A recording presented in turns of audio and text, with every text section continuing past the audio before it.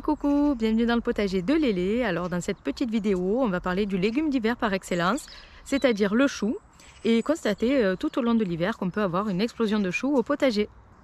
Alors pourquoi je parle d'explosion? Eh bien, vous allez découvrir tout le long de la vidéo que certains de mes choux ont carrément éclaté, tandis que d'autres sont restés tout petits, alors qu'ils étaient du même jour de semis, de la même portée. Alors pour démarrer mes plantations, je me suis rendue le 2 septembre environ chez un maraîcher pour y acheter quelques plantes de choux. Oui, en effet, mes dates de semis étant prévues pour le 3 septembre, je voulais prendre un petit peu d'avance sur les récoltes futures.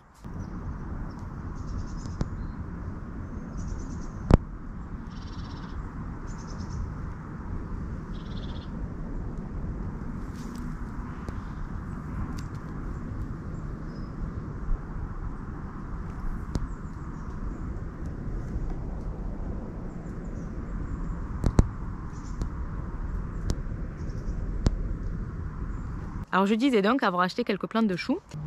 Si vous avez des feuilles qui ont jauni, retirez-les.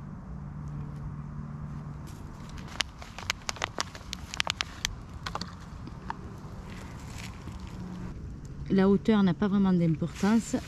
Le tout c'est que le niveau de la terre arrive sous les feuilles.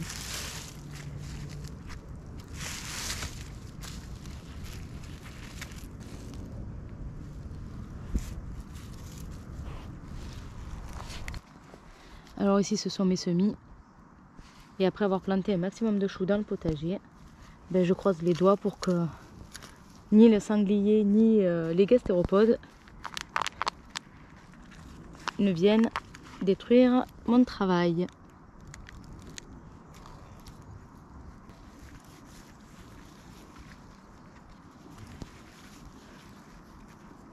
Voilà, j'ai fini de planter mes choux. Et la plantation partant de pluie, c'est l'idéal, parce que l'arrosage va se faire abondamment.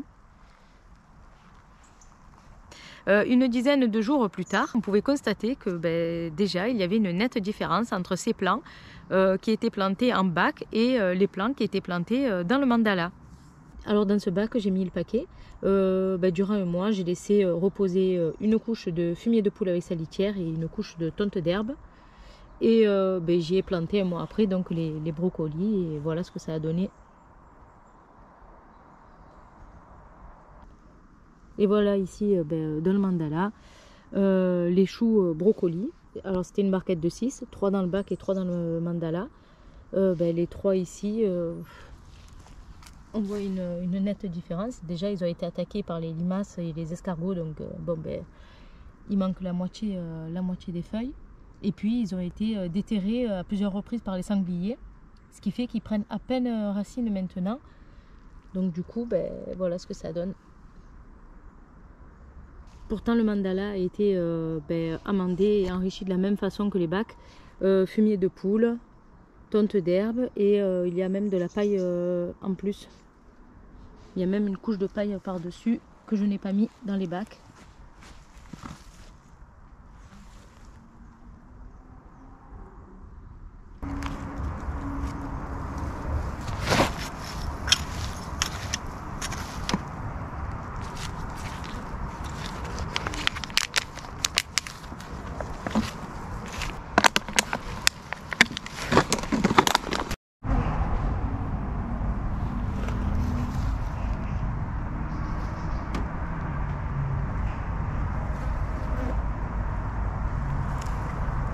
Et voilà, les choux chinois, certains ont commencé à pommer.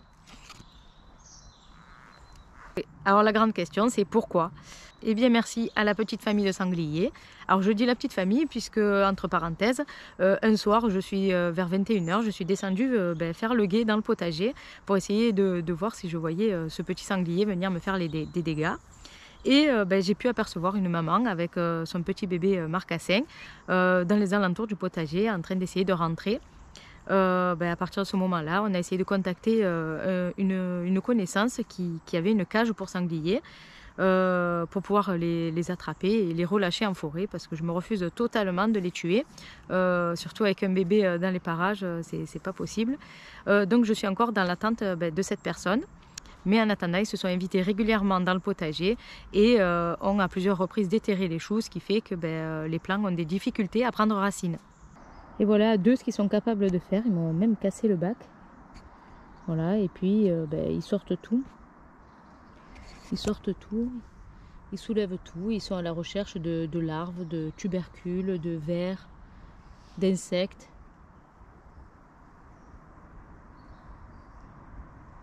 D'où la différence d'évolution entre les choux plantés en bac et les choux plantés dans le mandala.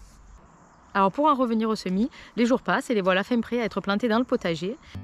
Like a bird on a tree. I'm just sitting here. I got time. It's clear to see. Alors voilà les semis de choux que j'ai repiqués en godets individuels.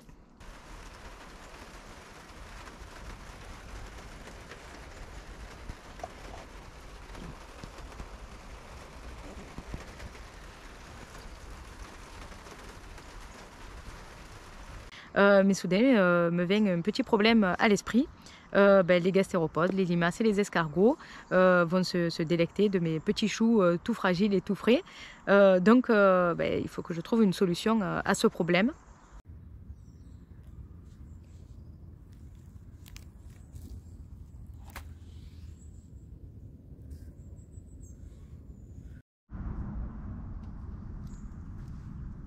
Mais voilà.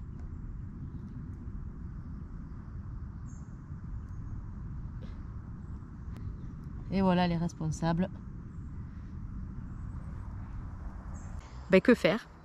Alors passer mes nuits à guetter une maman sanglier, un bébé, des limaces, des escargots, ça commençait à faire beaucoup de monde à surveiller.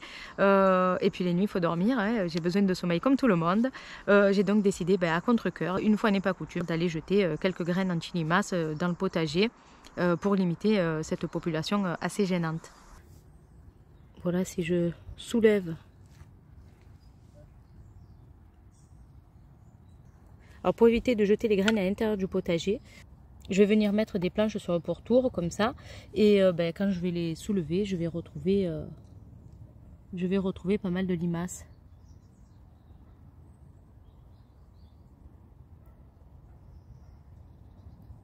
Mais ce n'est pas suffisant pour éliminer toutes les limaces qui vont essayer de grignoter mes choux. Donc malheureusement, je vais être obligée de jeter des graines anti-limaces sur le tour du potager. Alors j'ai évité un maximum l'intérieur du potager. Je vais jeter les graines sur le tour.